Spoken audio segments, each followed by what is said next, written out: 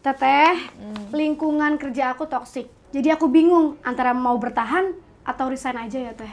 Terus kalau misalkan lu nemuin lingkungan toksik di kerjaan baru lagi gimana? Nah itu makin puyeng. Resign lagi? Ya Resign lagi. kali. Tolong lah teh. Gini ya, semua orang toksik itu pasti ada nggak sih di dalam satu perusahaan? Yes. Ya, cuman tergantung seberapa besar aja skalanya gitu. Terus apakah lu harus tergantung sama orang-orang yang toksik ini? Tapi kan mengganggu teh. Iya pasti mengganggu. Iya. Gini, gue mau cerita sedikit ya ke flashback ya. Jadi gue dulu tuh kerja kan jadi kasir. Ya. Gue itu kan pernah gitu dimusuhin di satu toko beberapa kali. Memang gue setiap pindah toko tuh dimusuhin mulu, nggak tahu kenapa. Dan gue ngerasa ya gue down pasti. Gue juga ngerasa loh kenapa gue salah apa gitu. Dan mereka kan juga kalau orang-orang yang kayak musuhin tuh nggak bakalan info nggak sih? Kenapa lu musuhin gue Iya, gitu bener-bener. kan? Pokoknya tiba-tiba kayak aneh aja gitu suasananya kan. Dan ya udah, gue fokus aja sama diri gue sendiri.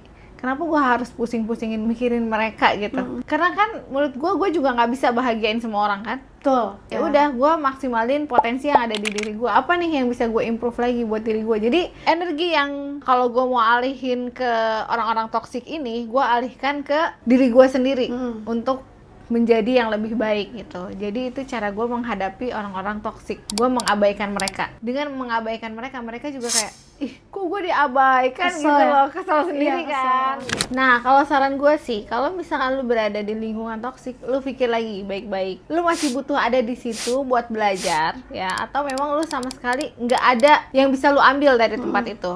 Kan mungkin aja tempatnya orang-orangnya memang nggak oke, tapi secara ilmu di dalam perusahaan itu lu bisa butuh atau improve buat diri lu gitu. Dan ternyata kalau memang misalkan lu ngerasa di perusahaan itu lu nggak bisa berkembang, ya lu cabut itu bisa jadi pilihan. Tapi lu jangan berharap kalau ketika lu pindah lu nggak nemuin orang-orang toksik. Itu tuh nggak bisa, di luar kendali kita gitu. Iya sih. Nah ada satu ilmu yang namanya human design ya. Sebenarnya tuh nggak ada orang yang bodoh, orang yang males gitu. Cuman memang orang itu didesain berbeda-beda gitu dengan energinya masing-masing. Makanya kenapa sih orang itu bisa kerjanya cepet? Mungkin kan lu dimusuhin karena lu kerjanya lambat misal. Oh, iya. Padahal setiap cara kerja orang-orang itu beda-beda. Ada yang bisa cepat, ada yang bisa lambat, ada yang memang kerjanya cuma mikir, ada yang bisa eksekusi. Itu yang ngebedain. Nah, makanya di sini gue tuh bikin buku ini ya buat orang-orang yang ngerasa punya lingkungan yang toksik, terus ngerasa hidupnya juga berat. Kita nggak bisa ngehindarin itu, tapi kita bisa melakukan yang terbaik untuk diri kita sendiri buat ngerubah hidup kita.